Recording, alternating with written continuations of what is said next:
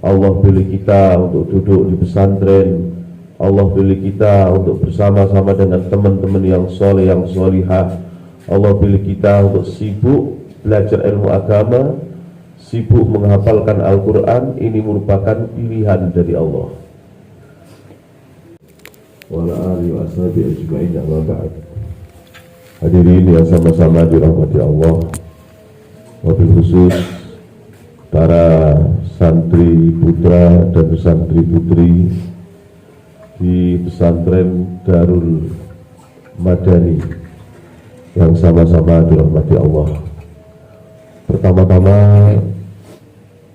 marilah kita sama-sama bersyukur kepada Allah Subhanahu wa Ta'ala atas segala kenikmatan, segala kerahmatan, segala anugerah yang telah diberikan kepada kita semua. Wabil khusus kenikmatan iman, kenikmatan Islam, kenikmatan hidayah. Andai kata tidak ada kenikmatan iman, kenikmatan Islam, kenikmatan hidayah, maka barangkali kita tidak dipertemukan di tempat yang barokah ini. Dan juga kenikmatan menjadi umat Muhammad Sallallahu Alaihi Wasallam. Andai kata tidak ada beliau, mungkin sekarang ini kita menjadi manusia bodoh yang merangkak di muka bumi ini. Baginda Nabi Muhammad SAW adalah manusia terindah yang pernah berjalan di muka bumi ini.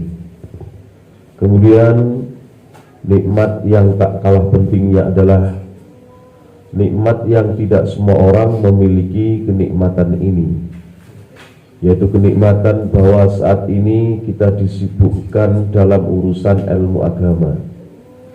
Kenikmatan bahwa saat ini kita disibukkan dalam urusan ilmu agama, kita disibukkan dalam belajar, kita disibukkan dalam 24 jam dalam program-program ilmu agama. Oleh karena itu, kita bersyukur kepada Allah bahwa ini adalah pilihan dari Allah. Allah pilih kita untuk duduk di majelis ilmu. Allah pilih kita untuk duduk di pesantren. Allah pilih kita untuk bersama-sama dengan teman-teman yang soleh, yang solihah. Allah pilih kita untuk sibuk belajar ilmu agama, sibuk menghafalkan Al-Quran. Ini merupakan pilihan dari Allah. Salah satu seorang ulama, Imam Ghazali, di dalam kitab Ihya Ulumuddin juz 1, beliau mengatakan bahwa duduknya seseorang di majelis ilmu, ini mengalahkan ibadah 1 tahun, bahkan mengalahkan ibadah 1000 rakaat sholat sunnah. Ini yang dikatakan beliau, satu huruf yang menulis ilmu, entah itu menulis Al-Quran, menulis kitab-kitab nahwu, sorof, dan seterusnya, maka beliau katakan satu hurufnya sama dengan sholat 10 rakaat. Bagaimana kalau kita menulis 2 huruf, 3 huruf, dan seterusnya? Kenapa terjadi hal-hal yang seperti ini? Oleh karena Allah Subhanahu wa Ta'ala memberikan penghormatan yang besar kepada orang-orang yang sibuk di dalam ilmu agama. Begitu mulianya orang-orang yang belajar ilmu agama, sampai-sampai baginda Nabi mengatakan, man kharaja li talibil ilmi fahuwa fi sabilillah hatta yarji'a. Barang siapa yang keluar dari rumahnya untuk mencari ilmu, maka keluarnya itu sama dengan orang yang keluar fi sabilillah. Artinya kalau orang keluar fi sabilillah itu amalan-amalannya dilipat gandakan. Dari semula kita mengamalkan satu amalan dilipat gandakan 10 kali lipat. Tetapi kalau orang yang ada dalam fi sabilillah, maka dilipat gandakan dari 700 kali lipat ganda sampai 700.000 kali lipat ganda. Maksudnya bahwa ketika kita ini belajar ilmu, keluar dari rumah kita, duduk di pesantren, dengan kita belajar ilmu agama, duduk di rumah kita, jelas ada perbedaan yang terpaut amat sangat jauh. Anak-anak yang sama-sama dirahmati Allah, kemudian tak kalah pentingnya lagi adalah bahwa kita belajar ilmu di pesantren ini adalah belajar ilmu dengan mengikuti apa yang dulu dirintis oleh baginda Nabi terhadap para sahabat radhiyallahu anhu. Dulu di zaman para sahabat ada sekian ratus sahabat yang sudah duduk di pesantrennya baginda Nabi sallallahu alaihi wasallam, yaitu orang-orang yang kita kenal sebagai ashabus sufah. Orang-orang ashabus sufah ini mereka adalah orang-orang fuqara, orang-orang masakin, tinggal mereka di emperannya Masjid Nabawi, tinggal di emperan Masjid Nabawi. Mereka duduk, mereka belajar ilmu kepada baginda Nabi. Inilah yang dirintis oleh baginda Nabi terhadap suatu institusi yang kemudian kita kenal dengan nama pesantren, yaitu pesantren Ashabus Sufah, di mana di Ashabus Sufah ini kemudian keluar orang-orang yang mulia, para penyebar ilmu agama. Kita kenal Sayyidina Abi Hurairah radhiyallahu anhu, di mana beliau boleh dikatakan apa yang beliau riwayatkan menghias berbagai macam kitab-kitab hadis.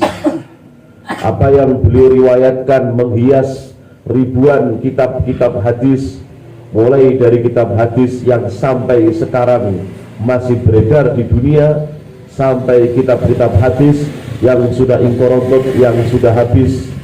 Maka ini semua menunjukkan bahwa ketika Sayyidina Abu Hurairah dinobatkan menjadi salah satu al-muksir, orang yang paling banyak meriwayatkan hadis, ini menunjukkan bahwa munculnya hadis dan munculnya ilmu-ilmu itu dikembangkan, disebarkan oleh orang-orang yang duduk sebagai ashabus sufah. Kemudian selepas para sahabat ini tidak ada, maka selepas baginda Nabi tidak ada, para sahabat ini ketika menuntut ilmu di depan baginda Nabi, mereka ini bukan hanya belajar ilmu, bukan sekedar duduk di depan baginda Nabi, bukan sekedar mereka ini mendengarkan wahyu yang disampaikan oleh baginda Nabi, tetapi para sahabat ini sekaligus menyerap nur ilmu yang ada pada diri baginda Nabi, disebarkan, diletakkan pada tiap-tiap hatinya para sahabat. Sehingga dengan nur yang ada pada diri para sahabat inilah ilmu disebarkan oleh para sahabat kepada para tabi'in, dari para tabi'in kepada para tabi'in, dengan nur yang ada pada diri sahabat yang disebarkan kepada para tabi'in, dari para tabi'in kepada para tabi'in, terus sampai kepada a'immatul mujtahidun. Nur inilah yang sekarang hendak kita jaga. Kalau orang mengerti ilmu agama, banyak sekali. Orang belajar ilmu agama, banyak sekali.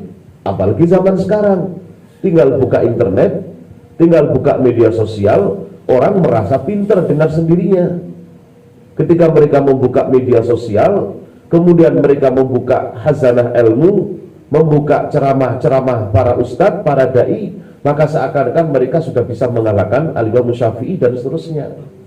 Ini maknanya bahwa ketika kita belajar ilmu tanpa ada nur yang terserap dalam diri kita, seperti dulu nur yang diserap oleh para sahabat, maka akan terjadi musibah bagi umat ini. Musibah dan musibah. Maka betul kata baginda Nabi bahwa nanti pada akhir zaman akan muncul para ulama di mana orang yang dikatakan paling alim, yang dimintai fatwanya pada saat itu adalah orang yang justru paling bodoh dan paling tidak mengerti agama. Anak-anak yang sama-sama dirahmati Allah, oleh karena itulah kita belajar ilmu di pesantren menjadi santri. Santri itu bahasa Indonesia, bahasa Jawa asalnya, kemudian menjadi bahasa Indonesia. Di dalam bahasa Arab tidak ada kata-kata santri, tetapi dalam bahasa Arab ini ada namanya suhbah. Mengapa para sahabat dikatakan para sahabat? Karena mereka bersuhbah kepada baginda Nabi Sallallahu Alaihi Wasallam. Kenapa mereka dikatakan para sahabat? Oleh karena mereka bersuhbah. Oleh karena mereka bersuhbah, maksudnya apa? Mereka adalah santri-santrinya baginda Nabi, sekaligus santri-santri paling awal di kalangan umat Muhammad Sallallahu Alaihi Wasallam. Kemudian selanjutnya kepada para tabi'in, kepada para tabi'in, sehingga kemudian kita kenal kalau dalam fikihnya Imam Syafi'i, kita mengenal kalimat waqala ashabuna, maknanya adalah berkata santri-santrinya Imam Syafi'i, para ashabul wujuh. Ini menunjukkan bahwa perkara mencari ilmu dengan cara para sahabat dulu itu, dengan cara para tabi'in, dan dengan cara para tabi'in, inilah yang sangat dimungkinkan untuk mendapatkan keberkahan dan manfaat ilmu yang kita pelajari. Oleh karena itu, yang pertama kali, anak-anak sekalian yang sama-sama dirahmati Allah, ketika kita ini belajar ilmu, entah itu Al-Quran di depan kita, entah itu kitab-kitab hadis, entah itu kitab fikih, entah itu kitab nahwu sekalipun, maka yang pertama kali ketika kita belajar adalah hadirkan perasaan dalam diri kita bahwa ilmu yang kita pelajari ini adalah ilmu yang amat sangat mulia, adalah ilmu yang dulu diajarkan baginda Nabi kepada para sahabat, diajarkan para sahabat kepada para tabi'in, dan seterusnya terus sampai kepada ulama-ulama mutaakhirun. Sehingga ketika kita membuka ilmu nahwu misalnya, maka hadirkan perasaan bahwa ilmu ini telah dipelajari oleh sekian juta para ulama. Ilmu ini telah disebarkan oleh sekian juta para ulama, dan ilmu ini juga dipelajari oleh ulama-ulama zaman tabi'in, zaman tabi'in, dan seterusnya santri-santrinya para sahabat. Ketika kita membuka pelajaran sorof misalnya, nahwu misalnya, dengan menghadirkan perasaan bahwa ini adalah ilmu yang agung yang dulu dipelajari oleh para wali-wali, para ulama, maka insya Allah barokah kitab itu akan ada pada diri kita. Tetapi kalau kita membuka kitab, belajar kitab, kemudian dengan perasaan bahwa ini tidak ada bedanya lah, tidak ada bedanya dengan kitab, dengan ilmu-ilmu yang lain, tidak ada bedanya dengan pelajaran-pelajaran umum yang lainnya, maka seketika itu tidak akan ada kemuliaan ilmu dalam diri kita. Ketika tidak ada kemuliaan, artinya tidak ada nur yang ada dalam diri kita. Salah satu daripada rahasia suksesnya para ulama adalah mereka betul-betul menghargai kitab yang mereka pelajari. Sekecil apapun, seringkas apapun, ketika mereka menghargai kitab yang mereka pelajari, maka barokahnya akan ada terjadi luar biasa. Salah satu contoh kitab Jurmiyah, kitabnya kecil, berupa kitab mukhtasar, kitabnya kecil sekali dan menjadi pelajaran dasar. Tetapi ketika para ulama mempelajari kitab Jurmiyah ini dengan mengagumkan kitab ini, dengan mengagumkan ilmu yang terkandung di dalam kitab yang dipelajari, maka jangankan kitabnya, bahkan contoh yang ada, tamsil, contoh yang ada dalam kitab Jurmiyah pun dibedah oleh para ulama, ditulis dalam risalah-risalah. Ada Imam Zaini Dahlan, mufti Mekah zaman dulu, menulis kitab yang namanya Risalah Tata'alaq Bija'a Zaitun. Ketika beliau melihat bahwa di dalam kitab Jurmiyah banyak ada kata-kata ja'a Zaidun, ra'aitu Zaidan, marartu bi Zaidin dan seterusnya, maka beliau menulis satu kitab yang namanya Risalah Tata'allaq bija'a Zaidun. Artinya apa? Dari contoh saja itu kita bisa mengetahui. Dari contohnya saja bahwa ja'a Zaidun yang sekedar menjadi contoh ternyata dinalarkan oleh Syekh Zaini Dahlan menjadi sekian banyak risalah yang kemudian ada hubungan dengan ilmu nahwu, dengan ilmu sorof, ilmu balaghah dan seterusnya. Ini menunjukkan bahwa ketika kita memuliakan, mengagungkan apa yang terkandung dalam kitab yang kita pelajari, maka akan muncul hikmah-hikmah yang Allah berikan pada kita, yang hikmah itu tidak akan diberikan kepada disiplin ilmu yang lainnya. Ini yang mesti kita pahami ketika kita belajar amsilatut tasrif dari fa'ala yaf'ulu fa'lan, kemudian mauzunnya nasra yansuru nasron, kemudian bentuk bab yang kedua fa'ala yaf'ilu dan seterusnya, dan kemudian mauzunnya daraba yadribu. Maka sang musannif ketika ngarang kitab ini dengan segala hikmah dari Allah, mengapa beliau meletakkan nasara yang suruh pada mauzun yang pertama, daraba yadribu pada mauzun yang kedua, alima ya'lamu pada yang ketiga, fatah yaftau dan seterusnya, dengan sesuai dengan runtutan-runtutannya. Mengapa terjadi beliau menyusun sampai seperti itu? Ini mengandung hikmah yang luar biasa.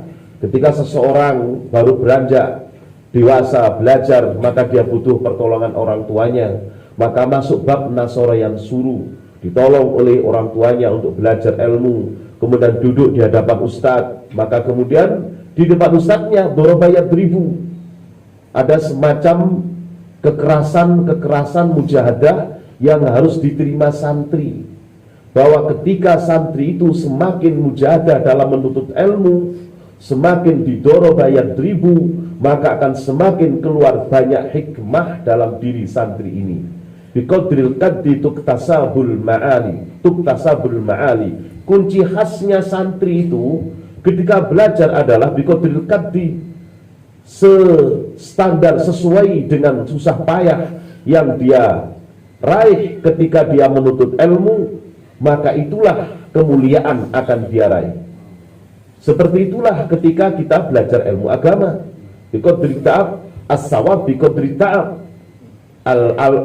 al-jaza' min jinsil amal, bahwasanya kepayahan kita dalam menuntut ilmu itu akan digantikan dengan kemuliaan-kemuliaan nanti pada masa depan. Seorang santri itu harus tangguh terhadap apa yang dia alami di pesantren, kekerasan bertemu dengan teman yang berbeda karakter, bertemu dengan ustadz yang ustadz ini lembut, ustadz ini keras, ustadzah ini lembut, ustadzah ini agak keras, dan seterusnya. Ketika kita bersabar terhadap hal-hal yang seperti itu, inilah kunci sukses kita menuntut ilmu. Ketika kita tidak sabar dari santri, ketika kita tidak sabar, kemudian kita lari dari pesantren, keluar dari pesantren, ketika kita tidak sabar, maka inilah salah satu tanda kegagalan. Kiai saya, guru saya, Allahyarham Abu Yazid Muhammad Al-Maliki, beliau mengatakan bahwa kalau ada santri itu kok tidak betah di pesantren, ada santri kok tidak betah di pesantren, maka ini bukan santrinya yang tidak betah, tapi pesantrennya itu yang tidak mau menerima anak model kayak gitu itu. Bukan santrinya yang tidak betah, bukan santrinya yang tidak betah berhadapan dengan teman-teman yang berbeda karakter, bukan santrinya yang tidak betah berhadapan dengan jenuhnya 24 jam dalam program, bukan, tapi pesantrennya lah yang tidak mau menerima anak seperti itu. Ini kata beliau seperti itu, bahwa pesantren itu merupakan lembaga yang hidup, institusi yang hidup, nah, seperti itu. Maka kata Syekh Ismail Allahyarham, Syekh Ismail Usman Zain Al-Yamani, guru saya di Mekah, beliau mengatakan isbir ala murril jafa min muallimi fa inna rusubal ilmi min afaratihi.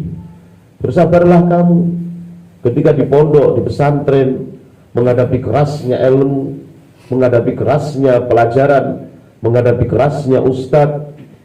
Muril jafa min muallimi, pahitnya, kerasnya belajar di pesantren. Fa inna rusubal ilmi min nafaratihi. Kenapa? Karena kegagalan ilmu itu ketika kita lari daripada pahitnya kekerasan di pesantren. Setiap ulama-ulama besar di dunia ini, mereka pernah merasakan pahit getirnya duduk di pesantren. Kiai saya, guru saya pernah bercerita bahwa dulu di India atau di mana saya tidak tahu, tapi kalau saya 2 kali dengar cerita ini di India. Dulu ada seorang santri. Santri ini oleh orang tuanya dikirim ke pesantren. Ketika dia sowan kepada kiainya, nampaknya kiainya tahu bahwa santri ini mempunyai mutiara di dalam hatinya yang tidak sama dengan santri yang lainnya.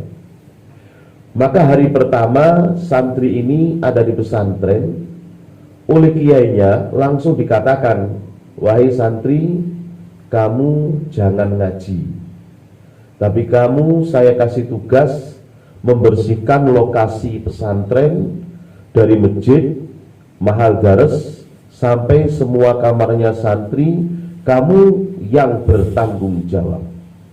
Santri baru, kita bisa bayangkan, ada santri baru langsung disuruh hikmat seperti itu.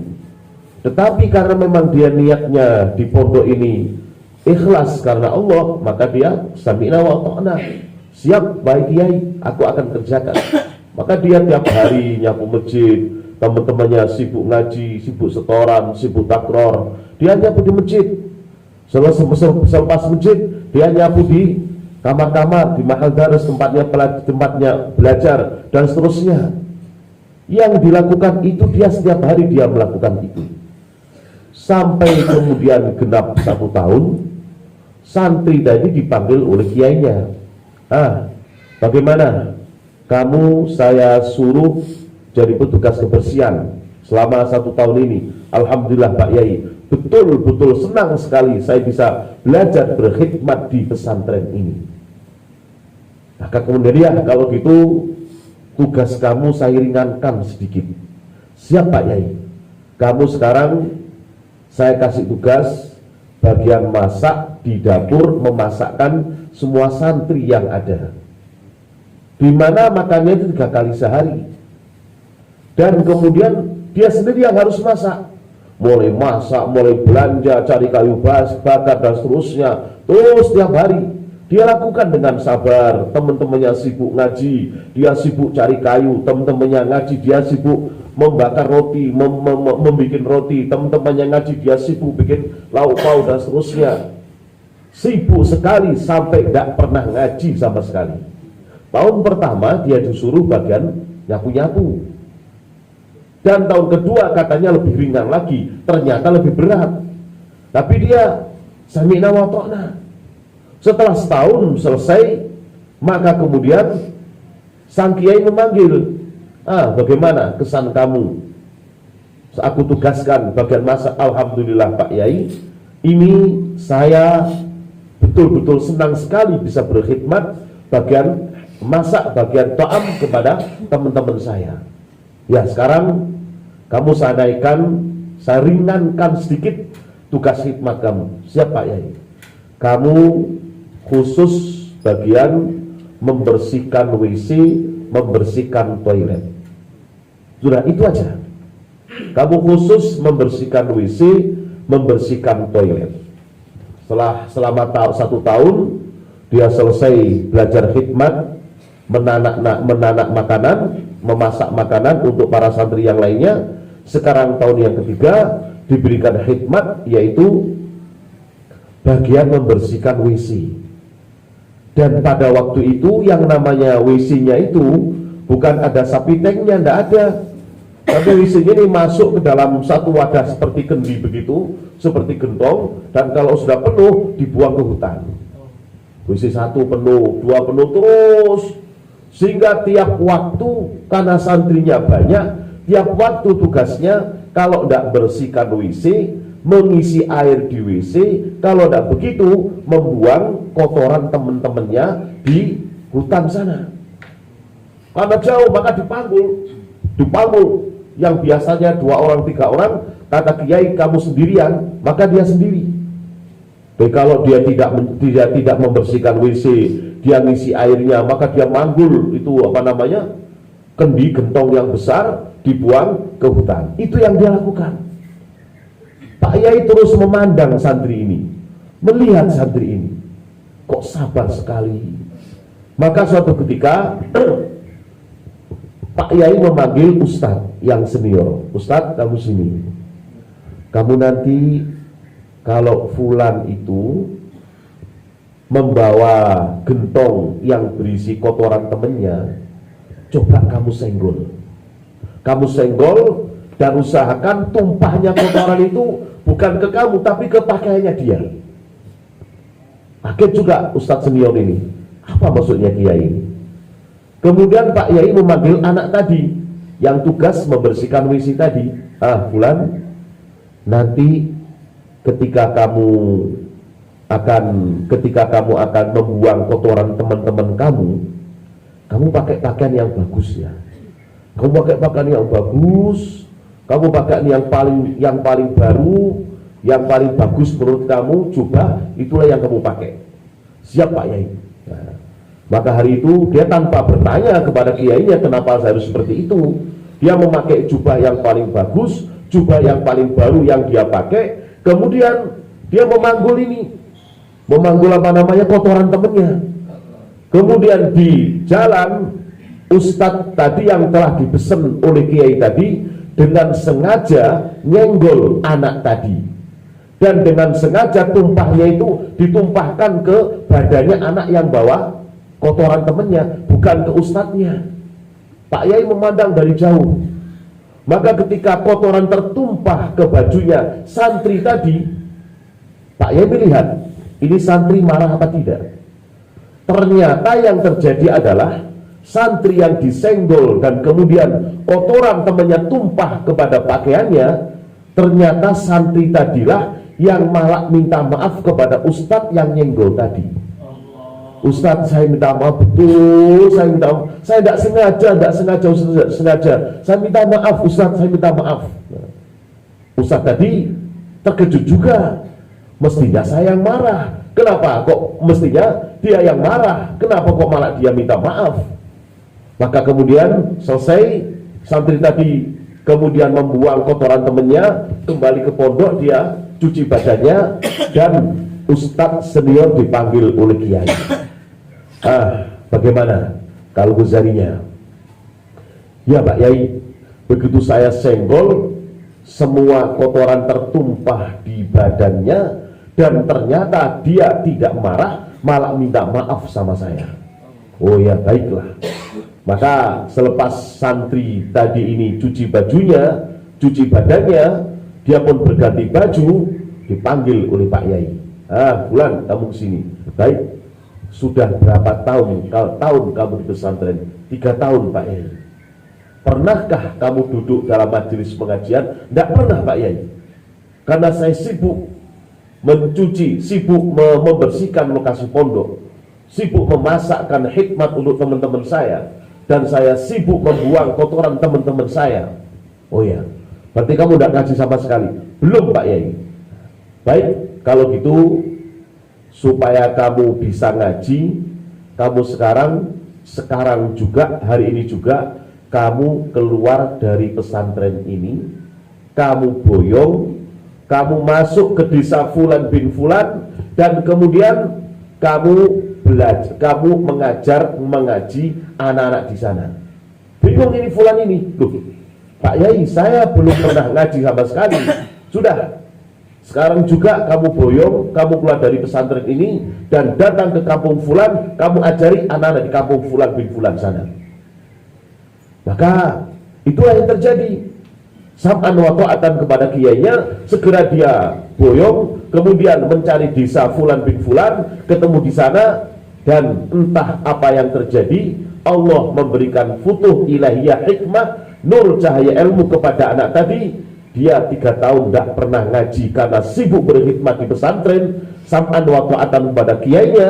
Begitu dia duduk di desa tadi, berbondong-bondonglah orang ngaji kepada dia, sampai kemudian dia mempunyai pesantren yang besar sekali. Ini maksudnya apa? Bahwa hal-hal yang seperti inilah yang terjadi di pesantren, di mana tentunya tidak akan sama dengan institusi yang lainnya. Oleh karena yang kita harapkan adalah barokah dan manfaatnya ilmu kita. Kalau ilmu manfaat itu banyak, tinggal kita belajar, kemudian kita mengamalkan apa yang kita pelajari, namanya manfaat. Akan tetapi barokah ini merupakan fadl yang lain. Barokah itu fadilah yang lain. Barokah itu perkara yang lain. Bagaimana ketika kita ilmu kita manfaat untuk diri kita, manfaat untuk orang lain, dan kita bisa menyebarkan ilmu yang bermanfaat, inilah yang namanya barokah, ziyadatul khair, namanya barokah. Banyak sekali santri itu alim, alama, banyak sekali, tetapi Allah belum beri dia kemampuan untuk menyampaikan ilmunya. Allah belum beri dia kemampuan untuk menyebarkan ilmunya. Allah belum beri dia kemampuan untuk menyebarkan ilmu yang telah dia pelajari. Tetapi ada juga santri yang ilmunya itu tidak sebanyak santri yang lainnya, tetapi karena dia betul-betul khidmat kepada ilmu, khidmat kepada pesantren, khidmat kepada teman-temannya, Allah letakkan barokah di sini, sehingga kemudian ilmunya bisa tersebar dan sebagainya. Ini namanya barokah. Oleh karena itu, di pesantren ini yang penting adalah kita ini punya target, punya himmah. Kita ini punya target, bahwa orang itu kalau tidak punya target, orang manusia yang tidak punya target dalam hidupnya, itu pertama adalah orang gila. Orang gila itu tidak punya target dalam hidupnya. Yang kedua, orang mati. Orang mati tidak punya target. Yang ketiga, orang kebingungan, al-haim. Orang kebingungan, orang tidak punya target ini. Mau kemana saya ini? Mau kemana saya ini? Mau kemana kamu? Terserah kakiku melangkah. Orang tidak punya target seperti ini, ya. Dan kemudian orang yang sakit keras, kebingungan dia. Ketika kita ada di pesantren, maka di samping kita bersyukur, kita memuliakan ilmu kita juga harus punya target di dalam hidup, dalam belajar di pesantren. Apa target saya? Saya keluar dari pesantren ini selepas saya 30 juz hatam hafal kubro. Saya keluar dari pesantren ini selepas selesai saya kelas 5, kelas 6 dikirim ke pusat, sampai saya mendapatkan ijazah kutubu sittah di pondok pusat Temboro sana. Bila perlu sampai saya tahasus hadis, tahasus fikih, tahasus ulumul Quran, dan seterusnya. Inilah yang namanya target santri di dalam belajar di pesantren. Bukan kemudian, ya terserahlah, kalau bapakku sudah datang memanggil karena ada jodoh saya di rumah, mau apa lagi? Ini santri yang tidak punya target seperti ini.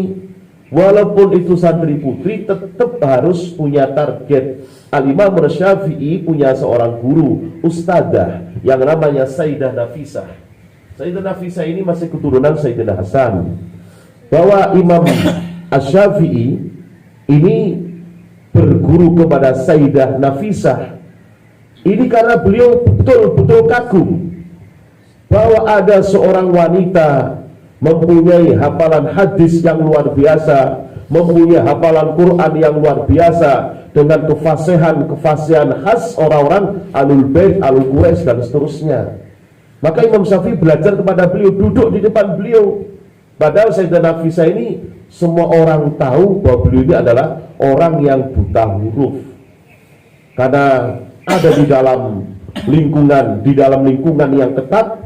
Maka beliau tidak sempat belajar ini, belajar itu, belajar baca, belajar nulis, tapi beliau ditalaki Al-Quran oleh ayahandanya, sehingga kemudian beliau ini betul-betul bisa hafal Al-Quran sempurna, dan sekaligus menguasai tafsir Al-Quran, menguasai ilmu-ilmu yang berhubungan dengan Al-Quran, sekaligus memegang sanad-sanad yang ali, sanad yang tinggi. Makanya Imam Syafi'i kemudian duduk bersimpuh belajar kepada beliau.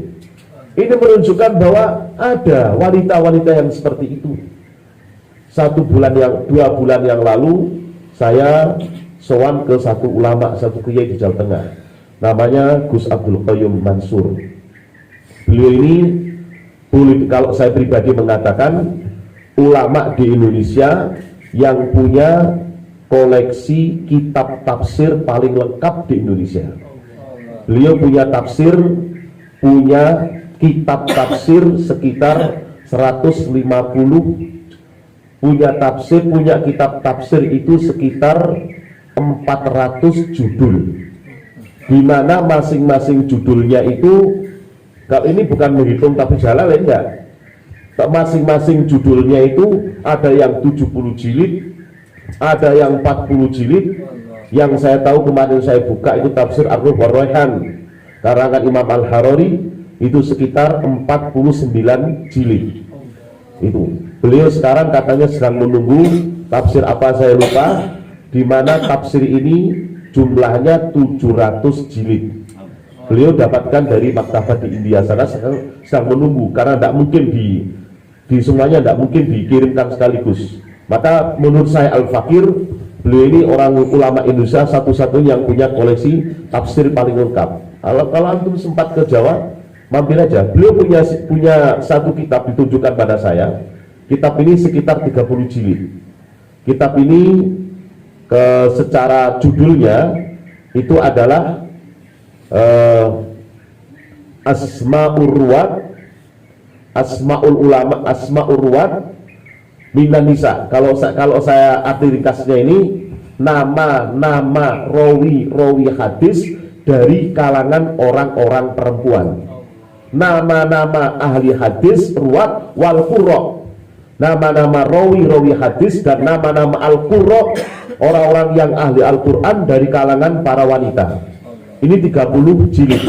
Saya lihat jilid pertama aja, lengkap sekali. Termasuk di Indonesia ada nama-namanya di situ.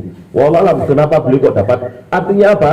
Bahwa orang-orang perempuan itu, para wanita-wanita itu bisa sukses menjadi orang-orang yang alim, orang-orang yang alimah, orang-orang yang hafid, orang-orang yang hafidoh. Berapa banyak kita lihat para wanita-wanita sukses menjadi para qurra, para da'iyah, sukses mereka menjadi orang-orang yang menyebarkan ilmu agama.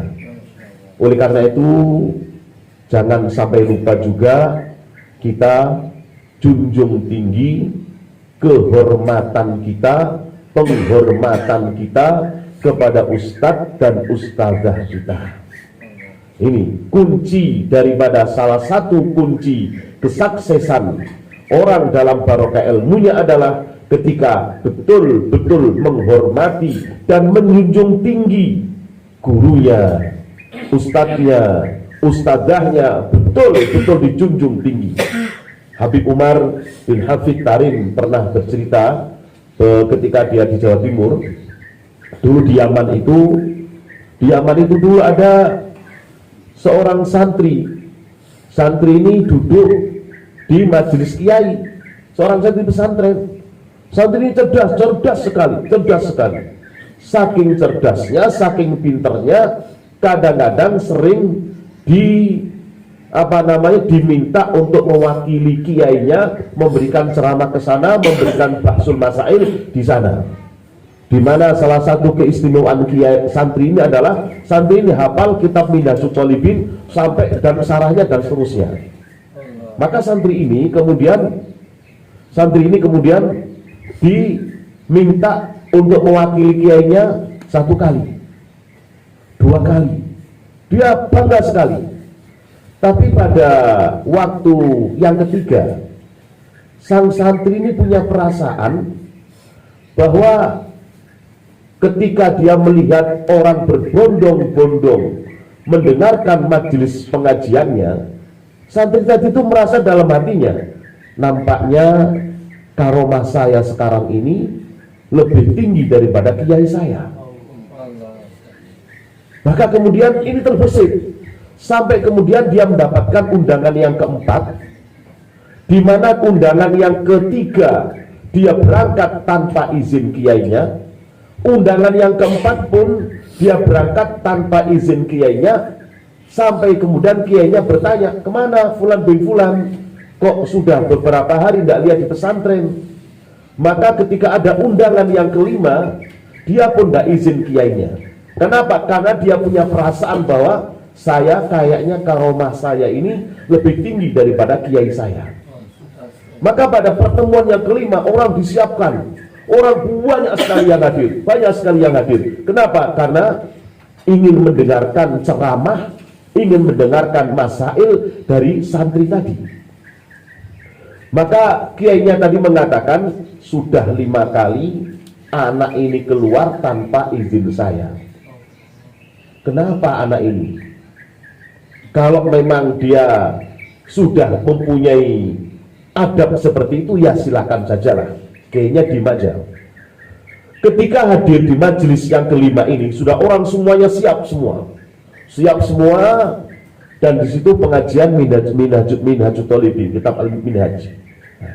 Maka ketika dia duduk dengan perasaan bahwa dia melihat hadir yang hadir banyak sekali, maka terbersit sekali lagi dalam hatinya, sekarang betul-betul tampaklah sudah karomah saya lebih tinggi daripada kiai saya. Maka seketika selepas dia mengucapkan assalamualaikum, maka dia terdiam. Dia diam 1 menit, 2 menit, 5 menit, dia diam dan nampak kebingungan. Di bawahnya ini ada beberapa habaib, ada beberapa sadar. Nampak mereka ini, para habib, melihat sesuatu yang aneh pada diri anak ini. Kenapa anak ini? Setelah setengah jam dia nggak bisa berbicara di mimbar, sampai 1 jam dia cuma diem aja. Segera habib tadi naik ke pentas ke mimbar, anak tadi digandeng, dibawa ke bawah, kemudian ditanya, ada apa kamu tadi kok nggak bisa ngomong? Saya nggak tahu habib, kenapa saya nggak bisa ngomong? Ya sudahlah, ayo kamu saya entarkan pulang. Kamu ada apa? Kok nggak bisa ngomong tadi di sana? Ribuan orang menunggu kamu. Saya nggak tahu habib, kenapa saya nggak bisa ngomong tadi? Betul, wallah saya nggak tahu saya. Maka habib tadi merasa, apakah kamu ada sesuatu masalah kamu dengan guru kamu? Anak tadi diam, nggak bisa jawab. Kemudian habib tadi pergi ke rumah gurunya, kiainya anak tadi. Ada masalah apa anak tadi itu? Dia bilang bahwa sudah 5 kali anak itu hadir pertemuan di luar, nggak tahu di mana, tanpa izin saya. Maka habib tadi, di sini ini, kata habib tadi, ini masalahnya. Maka habib tadi ke rumah sang anak anak santri tadi, sambil bertanya, kamu punya perasaan apa kepada kiai kamu? Iya Bu, setelah pertemuan yang ketiga, melihat banyaknya orang yang datang menemui saya, ngaji saya terbetik perasaan dalam diri saya, nampaknya sekarang karomah saya lebih tinggi daripada karomah kiai saya. Maka kata habib tadi, untuk inilah akhirnya kamu gak bisa ngomong kemarin dalam majelis yang kemarin itu. Maka mari sekarang kamu saya antarkan sowan pada kiai kamu untuk minta maaf. Kamu cium tangannya kiai kamu cium lututnya, kamu cium delak kakinya, supaya kamu kembali boleh nur ilmu yang ada dalam diri kamu. Ditawarkan 1 kali, dia menolak. Tidak, saya malu sama kiai saya. 2 kali menolak, 3 kali, ya sudah, kamu saya pasrahkan kepada Allah. Maka kata Habib Umar, di Tarim itu di sudut kampung itu ada di sudut kampung, di pasar ada satu toko ini jualan arang, jualan fahmah arang. Tahu arang ya? Tahu arang ya? Ya, jualan arang. Yang jual siapa? Orangnya kotor, bajunya hitam kena arang, wajahnya tidak mencerminkan seperti manusia pada umumnya. Siapa itu? Santri yang tadi merasa bahwa karomahnya lebih tinggi daripada karomah gurunya. Sekarang dia diam di pinggir kampung, tidak bisa berbuat apa-apa. Dia cari istri, orang tidak mau. Dia gini, orang tidak mau. Kenapa? Dia hidup katanya menduda sampai dia mati dengan kehidupan yang hina seperti itu. Inilah ketika kita meremehkan guru, meremehkan ustadz kita. Semoga kita tidak mendapatkan hal yang seperti itu, dan semoga Allah berikan barokah kepada kita, barokah kepada pesantren ini, barokah kepada ustadz-ustadz di pesantren ini, barokah kepada ustadz dan ustadzahnya, barokah kepada kita semua yang duduk di sini. Al-Fatihah.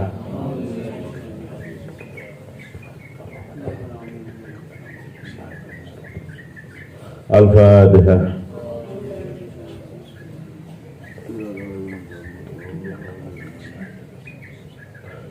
Apa yang tadi saya sampaikan semoga ada barokah manfaatnya untuk kita dunia akhirat kita. Ihdinas siratal mustaqim. Assalamualaikum warahmatullahi wabarakatuh.